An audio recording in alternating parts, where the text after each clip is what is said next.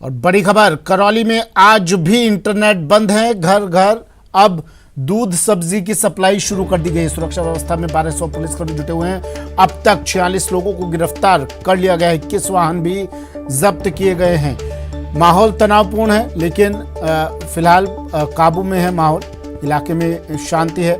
7 लोगों को पूछताछ के लिए हिरासत में लिया गया है। शांति व्यवस्था के लिए 1200 पुलिसकर्मी तैनात किए गए हैं। 50 से ज्यादा पुलिस अधिकारी भी करौली भेजे गए हैं। 5 से ज्यादा आईपीएस अधिकारी हालात पर नजर बनाए हुए हैं, जायजा ले रहे हैं।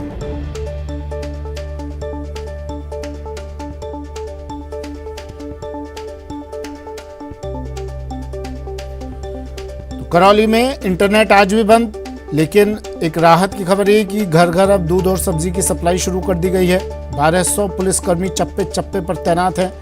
46 आरोपियों को गिरफ्तार किया गया है। 21 वाहन जब्त किए गए हैं। 7 को पूछताछ के लिए हिरासत में लिया गया है। करौली में बाइक रैली पर पथराव के बाद हुई हिंसा और उपद्रव के बाद जिला मुख्यालय पर कर्फ्यू लगा है। वहीं आज कर्फ्यू में कुछ राहत महसूस हुई। कर्फ्यू के बीच बोर्ड परीक्षाओं के लिए स्कूली छात्र परीक्षा केंद्र पहुंचे। परीक्षा के लिए शिक्षा विभाग और प्रशासन द्वारा विशेष व्यवस्था की गई है। साथ ही परीक्षार्थियों को एडमिशन कार्ड के जरिए आने जाने की छूट दी गई। परीक्षा केंद्रों के आसपास भी पुलिस सुरक्षा मजबूत है। गौरतलब है कि उपद्रव के बाद कर्फ्यू के बीच पुलिस प्रशासन ने आज सभी सरकारी कार्यालय, कोर्ट, बैंक आदि खोलने के निर्देश दिए हैं, जिसके चलते सरकारी कार्मिक अधिवक्ता अपने आईडी कार्ड दिखाकर कार्यालय आ जा सकेंगे। इसके साथ ही प्रशासन द्वारा 8 से 10 तक कुछ क्षेत्रों में दूध और सब्जी की सप्लाई करवाई जा रही है।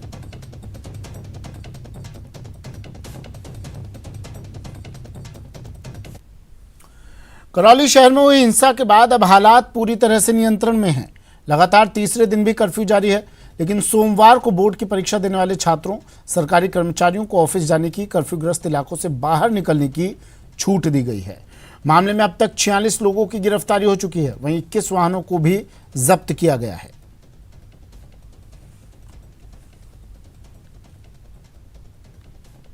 हटवाड़ा बाजार है। जी हाँ, करौली का हटवाड़ा बाजार, ये ऐसा शहर जो सांप्रदायिक सौहार्द की एक मिसाल है। कहा जाता है कि मदन मोहन जी के साथ ये शहर जागता है, मदन मोहन जी के साथ ही ये शहर सोता है। एक ऐसी मिसाल जहाँ पे हिंदू और जो मुस्लिम हैं वो यहाँ साथ रहते हैं, साथ काम करते हैं, अपना व्यवसाय करते हैं। आज तक यहाँ पर सांप्रदायिक जो सौहार्द की जो एक मिसाल है वो हमेशा पेश की गई है। लेकिन कल नव संवत्सर पर जो एक बाइक रैली थी, उसके पर जो पथराव हुआ, हिंसा हुई, उसके बाद में उसके जो निशान हैं वो आज हम दिखाएंगे इस हटवाड़ा बाजार में। आप देख सकते हैं यहाँ पर जो पहले बाइक रैली पर जो हिंदू संगठनों की ओर से निकाली गई थी, वहाँ पहले बाइक रैली निकाली जा रही थी। आदर्श विद्या मंदिर स्कूल से रवाना हुई यह रैली सर्किल में विभिन्न जो बाजार हैं वहां से होते हुए इसी हटवाड़ा बाजार में पहुंची। और यहीं पर जब जुलूस निकल रहा था, उसी दौरान कुछ असामाजिक तत्वों ने रैली पर पथराव करना शुरू कर दिया। इसके बाद हिंसा ऐसी हुई कि दुकानों को पहले लूटा गया, वहां पर तोड़फोड़ की गई और उसके बाद जो है वहां पर सामानों को जला दिया गया। आप देखते हैं ये जो हिंसा के जो निशान है आज भी नजर आ रहे हैं।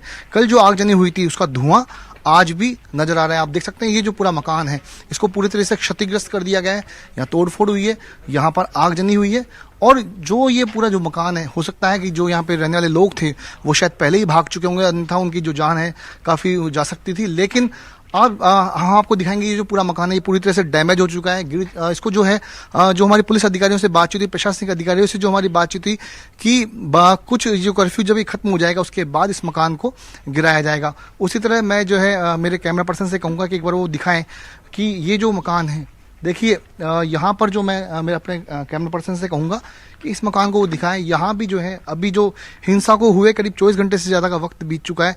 धुआं जो है यहाँ बाकी है। पूरी तरह से ये जो मकान है क्षतिग्रस्त कर दिए गए हैं। जी हाँ, इनको पहले तोड़ा गया, तोड़फोड़ की गई, लूटपाट की गई और उसके बाद इन मकानों को क्षतिग्रस्त कर दिया गया। हाल ऐसा है कि हिंसा, मतलब ये जो दृश्य है वो बता रहे हैं कि किस कदर करौली में जो ये हिंसा हुई थी, लगा इतना मतलब विभत्स हिंसा, जिसके बाद प्रशासन को लगातार जो है भागना पड़ा। जयपुर से जो है करीब काफी अफसरों की जो टीम यहाँ भेजनी पड़ी। 50 से ज्यादा पुलिस ऑफिसर्स को यहाँ पर लगाया गया। करीब 1200 से ज्यादा पुलिसकर्मियों को जो जाब्ता है वो यहाँ भेजा गया। 5 से ज्यादा जो आईपीएस हैं उनको यहाँ भेजा गया। लगातार रात भर पुलिस ने गश्त की। 15 जो हिंसाग्रस्त जो इलाके हैं, यहाँ 15 उसको जोनों में बांटा गया है कि कौन सा जो इलाका है वो उसमें कितनी हिंसा हुई है, उसी के अकॉर्डिंग यहाँ पर जो है पुलिस का जो डिप्लॉयमेंट किया गया है। और मैं सांप्रदायिक यदि सौहार्द की यदि मैं बात कर रहा हूँ आपसे, तो मैं आपको दिखाना चाहूंगा कि देखिए ये अगर ये मकान जो है ये हिंदुओं का है, तो इसी के जो बगल में जो ये मकान है जिसका क्षतिग्रस्त हुआ है ये एक मुस्लिम परिवार का मकान है। यदि यहीं पर एक दुकान का नाम यदि मुस्कान बैंगल्स है, यानी कि मुस्लिमों की दुकान है, तो यहीं पर दीपक ज्वेलर्स भी है। यानी कि सांप्रदायिक सौहार्द की मिसाल आप देख सकते हैं कि यहाँ पर हिंदू मुस्लिम लगातार साथ काम करते हैं, भाईचारा उनमें रहता है। लेकिन कुछ असामाजिक तत्वों की वजह से यहाँ पर जो है लगातार हिंसा की जो कल एक घटना हुई, उसके बाद अब जो है तनाव जो है व्याप्त है। लेकिन मैं कहूँगा कि शांति जो है यहाँ बहाल है। पुलिस जाब्ता जो है यहाँ पर मौजूद है, माकूल व्यवस्था है, सुरक्षा व्यवस्था है। पुलिस का दावा है कि कोई को अब जो है हिंसा नहीं की जाएगी, न हिंसा होने दिया जाएगा। और देखिए मैं आपको एक सांप्रदायिक सौहार्द की यदि बात कहूँ तो यहीं पर हनुमान मिष्ठान भंडार है। आप देखिए ये हनुमान मिष्ठान भंडार है, तो बगल में जावेद कंगन स्टोर है। ये जो दृश्य है, ये दृश्य यहाँ करौली की सांप्रदायिक सौहार्द की एक मिसाल है। आप देखिए ये बताया जा रहा है कि पहली बार जो हिंसा करौली के इतिहास में हुई है, इससे पहले बहुत कुछ वर्षों पहले भी हुआ होगा, लेकिन पिछले कई सालों में जो है इस तरह की सांप्रदायिक हिंसा जो है यहाँ पर नहीं हुई। लेकिन ये कौन लोग हैं जो इस हिंसा को उन्होंने किया है?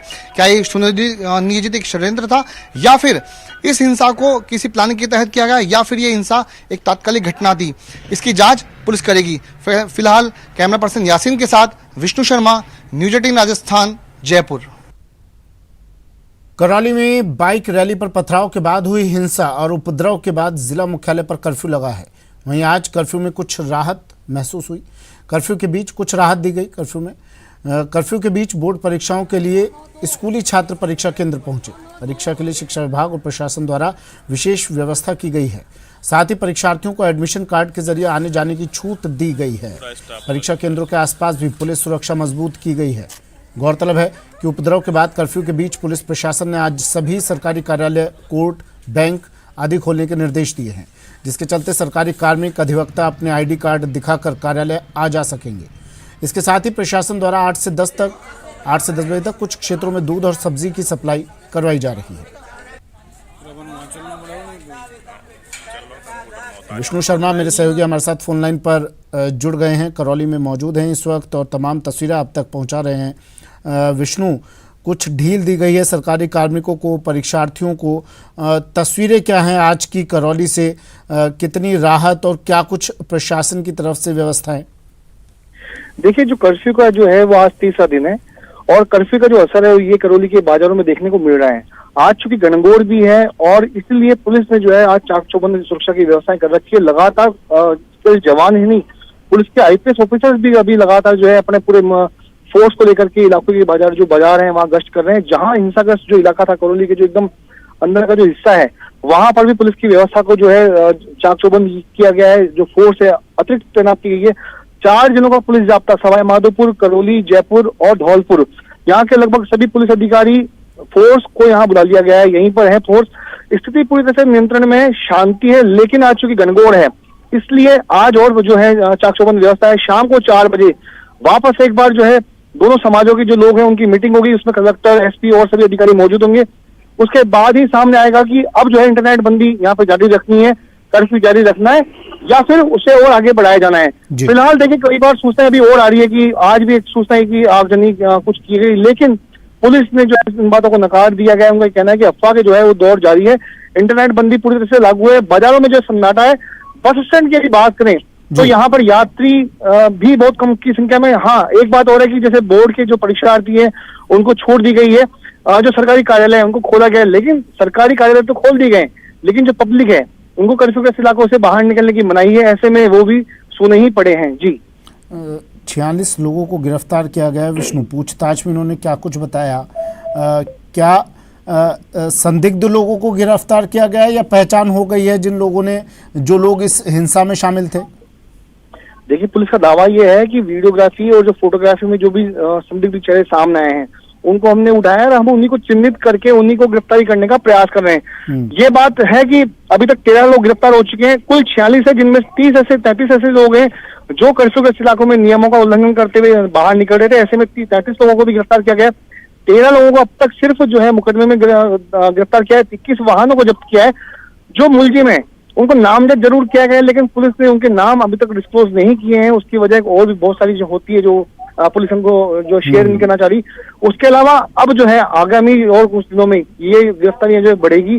जी 3 दिन पहले अगर फ्लैशबैक में जाना चाहें हम विष्णु, इन लोगों से जिन 13 लोगों को गिरफ्तार किया है, मामला दर्ज किया गया है, इन 13 लोगों ने पूछताछ में क्या बताया, क्यों आखिर इस तरह की घटना को अंजाम दिया इन्होंने, कारण क्या था, कुछ साफ किया इन्होंने, कुछ खबर मिली आपको? देखिए, साफ कुछ नहीं हो सका, लेकिन जो वीडियो जो सामने आया था उसमें यही था कि जो वाहन रैली थी वो आदर्श विद्या मंदिर स्कूल से रवाना हुई। उसकी सूचना, उसका रूट जो था पूरी तरह से तय था। रैली कहाँ से निकली, किन किन बाजारों से निकलेगी। उसके बाद जब रैली हटवाड़ा में रोड पर पहुंची, वहां जब पहुंची उसके बाद वहीं पर जो है नारेबाजी हो रही थी लगातार, क्योंकि उस रैली में सैकड़ों की संख्या में लोग थे। ऐसे में जो रास्ता था काफी सकरा था, और वहीं पर जब नारेबाजी शुरू हुई, इसी दौरान 2-3 जो मकान थे वहां जो छतों से जो है लोगों ने पत्थर के जो बड़े बड़े जो काटले जिसे कहते हैं वो फेंकना शुरू किया, गमले फेंकना शुरू किया, जिसके बाद वहां भगदड़ मची, अफरा तफरी का माहौल हुआ। कोई कारण रहा होगा क्या? रैली जो जा रही थी उसमें कुछ इस तरह की गतिविधियां देखी गई जो इन्होंने पत्थर फेंकने शुरू कर दिए, गमले फेंकने शुरू कर दिए? देखिए, इस मामले में जो है पुलिस खुल के जो है कुछ भी नहीं बोल रही, लेकिन जब कल सीएलजी के समुदाय की जब बैठक हुई थी तो वहां समुदाय की बैठक में उसमें कलेक्टर, सांसद जो धौलपुर से सांसद है मनोज राजौरिया, वे मौजूद थे। वहां लोगों का ये आरोप था कि ये जो पूरा जो मामला है वो सुनियोजित था, षड्यंत्र पूर्वक जो है ये हमला किया गया है। सांसद ने भी कहा कि बच्चा जानता है कि विष्णु, तो किसके इशारे पर किया गया? देखिए, इस बात को कोई खुलकर बोलने को तैयार नहीं है। सांसद मनोज राजौरिया ने भी कहा कि बच्चा जानता है कि हमला किसने किया, लेकिन कोई नाम नहीं ले रहा है। पुलिस प्रशासन का ये कहना है कि जो है वीडियोग्राफी की है हमने, मुलजिम नामजद कर लिया, लेकिन मुलजिम कौन है वो बताया नहीं जा रहा। उसके अलावा ये भी सामने आया कि अब जो है जो भी गिरफ्तारियां हैं वो है, कुछ लोगों ने, सांसद का यह भी कहना था कि कुछ गिरफ्तारियां गलत की जा रही है। कुछ लोगों का ये कहना है, इसमें जो कल मीटिंग हुई उसमें ये कहना था कि माहौल जो होगा ना विष्णु, जो लोग अब जो बच्चे परीक्षा देने जा रहे हैं, ऑफिस के लिए जो लोग निकल रहे हैं, डर का माहौल तो उनमें अब भी होगा कि पता नहीं कब फिर से लोग भड़क जाएं, फिर कब से फिर हमला कर दें।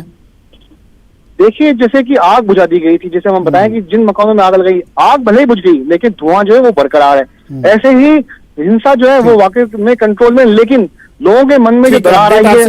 विष्णु, नजर आप बनाए रखिएगा। करौली से मेरे सहयोगी विष्णु शर्मा फोन लाइन पर जुड़े। कुछ राहत जरूर दी गई है। आज कर्फ्यू में सरकारी कार्मिकों को छूट दी गई है, ID कार्ड दिखाकर ये अपने ऑफिस आ जा सकेंगे, और जो परीक्षार्थी हैं बोर्ड के एग्जाम जो दे रहे हैं परीक्षा केंद्र, वो छात्र भी निकल पाएंगे। ब्रेक के बाद स्वागत है आपका, और बात अब सरिस्का में लगी आग की। अलवर में सरिस्का की टहला रेंज जंगल में आग लगी है, भीषण आग। पिछले 20 घंटे से आग पर काबू पाने में वनकर्मी जुटे हुए हैं। सरिस्का में एक सप्ताह में चौथी बार आग लगी है। जंगल में अब भी यह आग रह कर सुलग रही है। करीब 3 किलोमीटर क्षेत्र में आग फैली हुई है, आग का दायरा फैला हुआ है। पहाड़ी क्षेत्र में आग बुझाने में परेशानी भी काफ़ी आ रही है। पहाड़ी क्षेत्र, इसलिए आग बुझाने में भी काफ़ी दिक्कतों का सामना करना पड़ रहा है। वनकर्मी आग पर काबू पाने की कोशिशों में लगातार जुटे हुए हैं। अलवर जिले में तापमान बढ़ने के साथ ही सरिस्का बाग परियोजना में आग लगने का सिलसिला जारी है। रविवार को टहला रेंज के भैंसोटा और जाहज के बीच जंगल में दोपहर को आग लग गई। सूचना मिलने पर वनकर्मी मौके पर पहुंचे और आग बुझाने में जुट गए। आग करीब 3 किलोमीटर क्षेत्र में 3 पहाड़ियों पर फैली हुई है। वहीं सर्च अभियान में जुटे वनकर्मी आग पर काबू पाने के प्रयास में जुट गए हैं।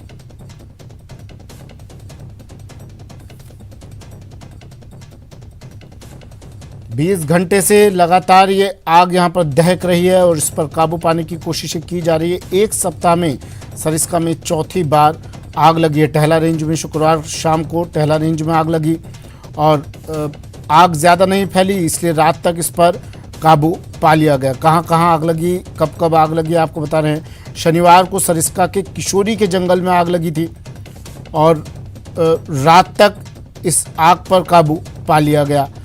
पिछले 5-6 दिनों से लगातार आग लग रही है और फिर उस पर काबू पा लिया जाता है। रविवार को फिर नारंडी वन क्षेत्र में आग लगी और सबसे पहले अकबरपुर रेंज के पृथ्वीपुरा बालेटा नाका के नारंडी जंगल में आग लगी थी और अब भी आग यहां पर लगी हुई है। काबू पाने की कोशिशें की जा रही है। राजेंद्र मेरे सहयोगी अलवर से फोन लाइन पर जुड़ गए हैं। पिछले 4-5 दिनों से राजेंद्र लगातार आग का तांडव सरिस्का में, अब क्या स्थिति वहां पर फिलहाल?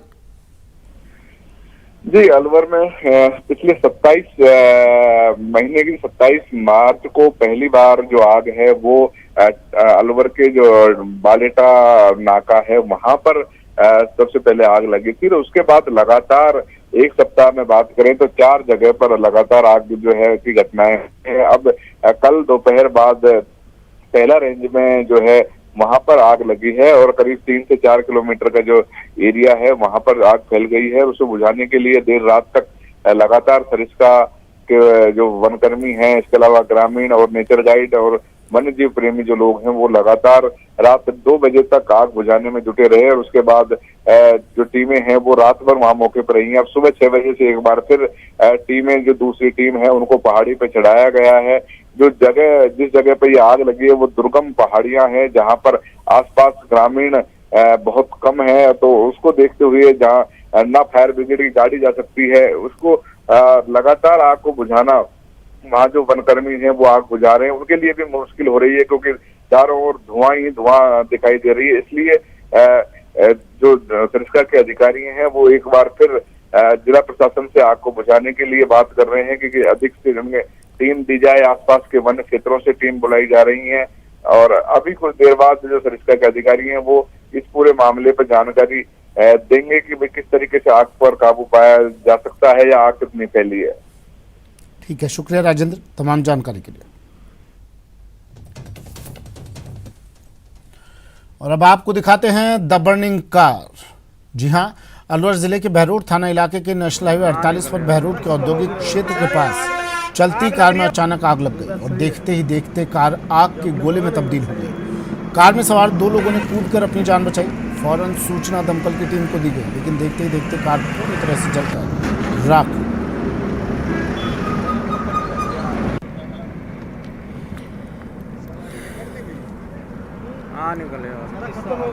अरे आग लग रही है।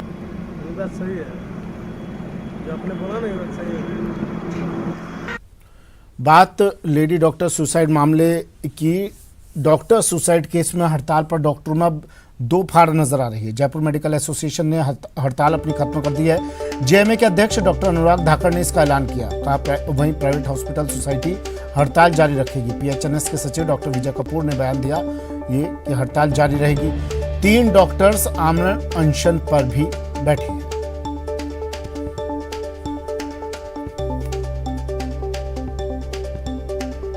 लेडी डॉक्टर सुसाइड मामला, डॉक्टर्स में भी अब 2 फाड़ नजर आ रही है। एक तरफ जहां जेएमए के अध्यक्ष डॉक्टर अनुराग धाकड़ ने हड़ताल खत्म करने का ऐलान कर दिया है, तो वहीं दूसरी ओर पीएचएनएस के सचिव डॉक्टर विजय कपूर ने कहा है कि प्राइवेट हॉस्पिटल सोसाइटी हड़ताल जारी रखेगी।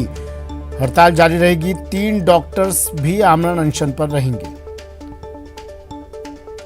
सौरभ गृहस्थी मेरे सहयोगी हमारे साथ फोन लाइन पर जुड़ गए हैं। सौरभ, 2 गुट नजर आ रहे हैं, एक ने हड़ताल खत्म कर दी है, एक हड़ताल जारी रखेगा, लेकिन इसका असर अब कितना नजर आ रहा है चिकित्सा व्यवस्था पर, और क्या कह रहा है दूसरा गुट जो हड़ताल जारी रखने की बात कर रहा है?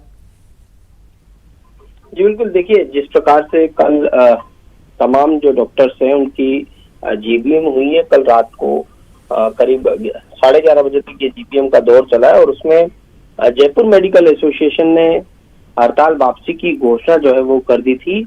और लेकिन प्राइवेट नर्सिंग होम्स के जो प्रतिनिधि हैं उनका साफ तौर पर कहना था कि उनका आंदोलन लगातार जारी रहेगा। उनके 3 डॉक्टर जो है वो आमरण अनशन पर भी जयपुर मेडिकल एसोसिएशन सभागार में बैठे हैं। लेकिन जिस प्रकार से जेएमए चूंकि बड़ी संस्था है और काफी चिकित्सक जो है वो जेएमए के सदस्य हैं, इस लिहाज से जो सरकारी अस्पतालों में जो काम है वो अब बाधित होता हुआ नजर नहीं आएगा। और प्राइवेट अस्पताल, चूंकि प्राइवेट अस्पताल का ही से ही ये पूरा मामला जो है वो जुड़ा हुआ है। प्राइवेट अस्पताल में इमरजेंसी सेवाएं भी जो है वो बंद रखी गई हैं, तो वहां पर जरूर कुछ काम प्रभावित हो सकता है। लेकिन जिस प्रकार से जेएमए ने घोषणा कर दी है, जेएमए एक बड़ी बॉडी है डॉक्टर्स की और काफी डॉक्टर्स उससे रिलेटेड है। लेकिन इसमें ये भी देखने को मिला है कि जेएमए के जो पदाधिकारी हैं वो भी आपस में एकजुट नहीं है। उनमें भी कुछ डॉक्टर्स का हड़ताल को लेकर जो है वो मांग है और कुछ की हड़ताल वापसी की मांगे। तो अभी डॉक्टर जो है वो पूरी तरह से अलग थलग इस लिहाज से हैं क्योंकि वो एकजुट नहीं हो पा रहे कि क्या करना है। इसको लेकर जो है वो उनमें सहमति जो है वो नहीं देखने को मिल रही है और इसके कारण से कंफ्यूजन की स्थिति लगातार बनी हुई है। हालांकि अब काम जो प्रभावित होने की बात है वो ज्यादा काम प्रभावित होता हुआ नजर नहीं आ रहा है। जी 3 डॉक्टर्स आमरण अनशन की भी बात आ रही है कि 3 डॉक्टर्स आमरण अनशन पर रहेंगे। क्या कुछ अब तक बातचीत कितनी आगे बढ़ी इन लोगों की बात और कहां पर असहमति नजर आ रही है? देखिए, शुरुआत तो जो इंडियन मेडिकल एसोसिएशन के पदाधिकारी के साथ सरकार की वार्ता हुई थी और उसमें यह आश्वासन दिया गया था कि जो इनकी मांगे हैं कि इस मामले में आरोपियों को तुरंत गिरफ्तार किया जाए, डीएसपी को निलंबित किया जाए, तो सरकार ने पहले ही जो है वो इनकी मांगे जो है वो मान ली थी। लेकिन कुछ डॉक्टर जो है वो पुलिस अधिकारियों के खिलाफ मामला जो है वो दर्ज करना चाहते थे, तो उसको लेकर इनका आंदोलन जारी था। इस बीच जेएमए में जो है वो बैठक हुई है और वहां पर भी सहमति जो है वो लगभग बन चुकी थी तमाम मांगों को लेकर। लेकिन जी शुक्रिया सौरभ तमाम जानकारी के लिए। तो डॉक्टर सुसाइड केस में हड़ताल पर डॉक्टरों में अब 2 फाड़ हो गई है। एक धड़ा हड़ताल बंद कर दिया और दूसरा धड़ा अभी हड़ताल जारी रखे हुए है। ब्रेक के बाद स्वागत है आपका और बात अब बढ़ती महंगाई की, पेट्रोल डीजल के बढ़ते दामों की जो अब बेलगाम होते जा रहे हैं। आज भी पेट्रोल डीजल के दामों में बढ़ोतरी हुई। पेट्रोल डीजल के दाम बढ़े हैं। 44 पैसे का इजाफा पेट्रोल की कीमतों में हुआ है। डीजल की कीमतों में 40 पैसे का इजाफा हुआ है। श्रीगंगानगर में पेट्रोल के दाम बढ़कर अब 121 रुपये 13 पैसे प्रति लीटर हो गए हैं। डीजल के दाम अब 103 रुपये 67 पैसे प्रति लीटर हो गए हैं। देश में सबसे महंगा पेट्रोल डीजल श्रीगंगानगर में ही मिल रहा है।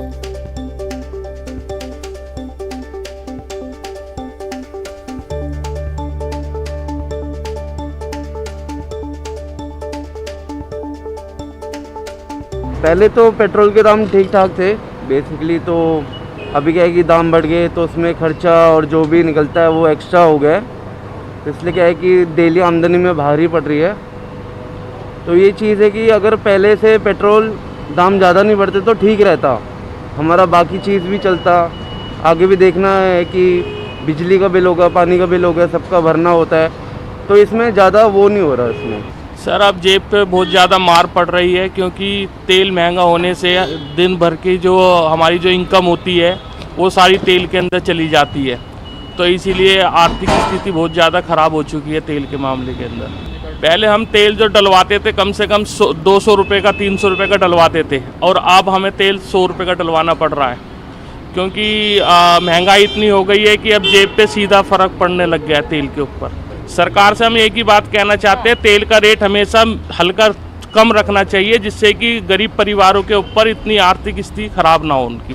पेट्रोल के प्राइसेस लगातार अभी 7-8 दिन से देखो लगातार कांस्टेंट बढ़ ही रहे हैं और हम सबकी जेब पे फ़र्क पड़ रहा है। कहीं ना कहीं पेट्रोल के प्राइसेस लगातार इतना ज़्यादा हो गए हैं कि एक आम आदमी के बजट पे बहुत ज़्यादा फ़र्क पड़ रहा है। सर देखो, पेट्रोल तो पहले भी नीड के हिसाब से ही पड़ता था, बट अभी क्या है कि 500 का पेट्रोल डला के हम ज़्यादा डिस्टेंस कवर करते थे। अभी जो है और क्या हमारे ऊपर ही भार पड़ेगा भाई, प्राइवेट नौकरी करने वालों पे। सरकारी वालों का हर साल डीए बढ़ जाता है भाई, इतने %। हमारी तनख्वाहें कम हो गई है, क्या करूं भाई। पहले 100 में 1.5 लीटर आता था, अब लीटर भी नहीं आ रहा। देखो तेल कंपनियों ने आज एक बार फिर से पेट्रोल और डीजल के दामों में इजाफा करते हुए उपभोक्ताओं को निराश किया है। श्रीगंगानगर जिले में आज पेट्रोल के दाम 44 पैसे बढ़कर 121 रुपये 13 पैसे प्रति लीटर के दाम पर पहुंच गए, तो वहीं डीजल के दाम 40 पैसे बढ़कर 103 रुपये 67 पैसे प्रति लीटर तक पहुंच गए। उपभोक्ताओं का कहना है कि यदि इसी तरह से तेल के भाव बढ़ते रहे तो जल्द ही उन्हें अब साइकिल चलानी पड़ेगी। तेल कंपनियों ने आज एक बार फिर से उपभोक्ताओं को निराश करते हुए पेट्रोल और डीजल के दामों में इजाफा किया है। पेट्रोल के दाम आज श्रीगंगानगर में 44 पैसे बढ़कर 121 रुपए को भी पार कर गए और 121 रुपए 13 पैसे प्रति लीटर का आज श्रीगंगानगर जिले में पेट्रोल है। तो वहीं डीजल के दाम भी लगभग 40 पैसे बढ़े हैं और डीजल के दाम 103 रुपए 68 पैसे प्रति लीटर तक पहुंच गए। तो निश्चित तौर पर पिछले करीब 12 से 13 दिनों के भीतर ही श्रीगंगानगर जिला सहित मरुधरा में पेट्रोल और डीजल के दामों में लगभग 6.5 से 7 रुपए प्रति लीटर तक का इजाफा हुआ है, जिससे उपभोक्ता खासे परेशान है। श्रीगंगानगर जिले के मुख्यालय के जो पेट्रोल पंप डीलर्स हैं वो भी खासे परेशान है, क्योंकि जहां एक और पेट्रोल और डीजल की रेटों में इजाफा हो रहा है, वहीं दूसरी और जो बिक्री है वो घट रही है। हम कुछ उपभोक्ताओं से बात करने का प्रयास करते हैं। आप बताएं भैया, रोज पेट्रोल और डीजल की रेटें बढ़ रही हैं, आपके डेली रूटीन पर या डेली बिजनेस लाइफ पर कितना प्रभाव पड़ता है? बहुत प्रभाव पड़ता है। हमारा मतलब मार्केट से बहुत दूर पड़ता है। जो भी हमारा एक बिजनेस है, जो भी है, हमारी एक जगह बहुत दूर पड़ती है, जिसकी वजह से मैं जब यहाँ आना हो तो सोचना पड़ता है। अगर एक छोटी सी चीज़ लेनी हो, अगर मुझे एक 5 रुपए की चीज़ लेनी हो ना, तो वो मुझे 5 की चीज़ 25 रुपए में पड़ती है। बिल्कुल, क्योंकि इसमें 20 रुपए का तो पेट्रोल ही जल गया। बिल्कुल, निश्चित तौर पर हम कुछ और उपभोक्ताओं से भी बात करने का प्रयास करते हैं। आप बताएं कि आपके लिए कितना मुश्किल होता है? बहुत मुश्किल है जी, अब इतना मुश्किल है तो वहाँ से मोटरसाइकिल रोड कर लाए हैं। हाँ। मतलब 100 रुपए में तो पेट्रोल आता ही नहीं अब। नहीं जी, 100 रुपये में आता नहीं है, बहुत दिक्कत आ गई जी। अब ऐसी कंडीशन आ गई, इसको खड़ा करना पड़ेगा, साइकिल चलाना पड़ेगा। बिल्कुल बिल्कुल, ऑलमोस्ट ये कंडीशन आ गई है, क्योंकि श्रीगंगानगर जिले में जो पेट्रोल और डीजल के भाव हैं वो देश में प्रदेश में ही नहीं बल्कि देश में सबसे ज्यादा हैं, क्योंकि देश का सबसे महंगा पेट्रोल और डीजल श्रीगंगानगर जिले में मिल रहा है। तो यहाँ के उपभोक्ता खासे परेशान है लगातार बढ़ रही पेट्रोल और डीजल की कीमतों से। इसके अलावा जो पेट्रोल पंप डीलर्स हैं वो भी परेशान है। रीजन ये है कि यहाँ से महज 5 किलोमीटर की दूरी पर ही पंजाब की सीमा स्टार्ट हो जाती है। वहां पर पेट्रोल और डीजल के भाव 10 से 15 रुपए प्रति लीटर तक सस्ते हैं, जिससे उपभोक्ताओं का जो रहता है वो उससे पंजाब की तरफ रुख रहता है। साथ ही जो पेट्रोल और डीजल की अवैध रूप से जो तस्करी है या उसका ट्रांसपोर्टेशन है या उसका स्टोरेज भी यहाँ पर धड़ल्ले से किया जाता है, जिससे पेट्रोल पंप डीलर्स के सामने भी कम बिक्री होने की वजह से आर्थिक संकट खड़ा हो गया है। ऐसे में उपभोक्ताओं के साथ साथ पेट्रोल पंप डीलर्स की भी यही डिमांड रहती है कि राज्य और केंद्र सरकार को इस पर गंभीरतापूर्वक विचार करना चाहिए, ताकि आम उपभोक्ताओं के साथ साथ पेट्रोल पंप डीलर्स को भी थोड़ी राहत मिल सके। अशोक शर्मा, न्यूज़ 18 श्रीगंगानगर। बढ़ती महंगाई को लेकर सीएम गहलोत ने ट्वीट किया है। मुख्यमंत्री ने ट्वीट कर लिखा कि केंद्र सरकार की गलत आर्थिक नीतियों के कारण देश भर में बढ़ती महंगाई के विरोध में कांग्रेस पार्टी 7 अप्रैल को जयपुर में विरोध प्रदर्शन करेगी। आप सबसे अपील है कि अधिक से अधिक संख्या में इस रैली में हिस्सा लें, जिससे केंद्र सरकार को बढ़ती महंगाई के विरुद्ध एक कड़ा संदेश दिया जा सके।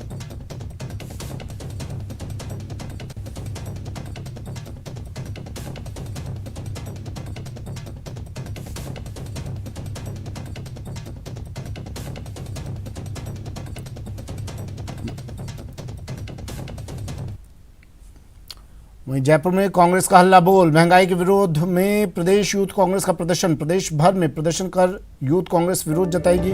जयपुर में कलेक्ट्रेट सर्किल पर सुबह 11 बजे विरोध प्रदर्शन किया जाएगा। बढ़ती हुई महंगाई को लेकर कांग्रेस अब हल्ला बोल रही है। जयपुर में महंगाई के विरोध में प्रदेश यूथ कांग्रेस प्रदर्शन करेगी, प्रदर्शन कर विरोध जताएगी। महंगाई को लेकर